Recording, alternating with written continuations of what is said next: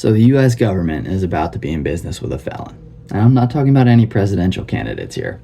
I'm talking about Boeing, that just pled guilty to a criminal fraud for hiding safety issues from regulators.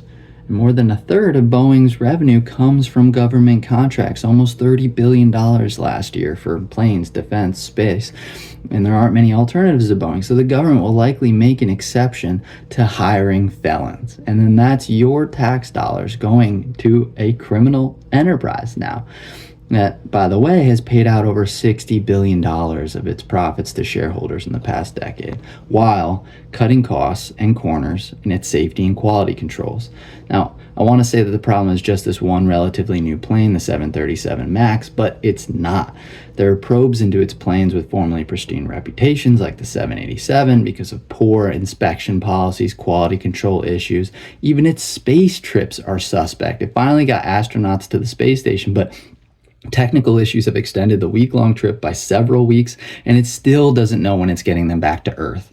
So what do we do? I mean, not a lot. The government let Boeing become one of the only domestic suppliers for the commercial plane industry and control a lot of other important defense and space stuff too. Boeing, Airbus, and one other control nearly 98% of the global commercial airline market.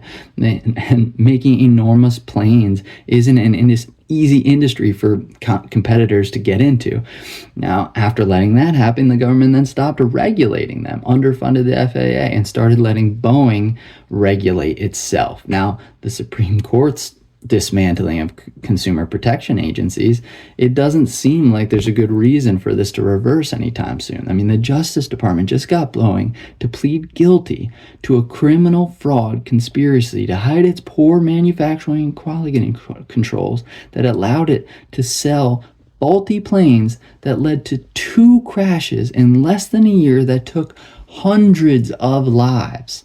And those planes were grounded for a couple years, and then the new model just had a door blown off mid-flight. And the outcome of these charges is that Boeing needs to hire another inspector and pay a $244 million fine. That's less than 1% of its revenue last year.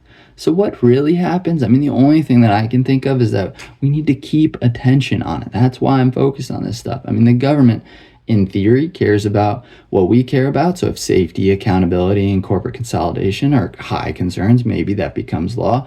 But I think at the very least, we can pressure corporate executives into a more responsible mindset. And that's what has to happen.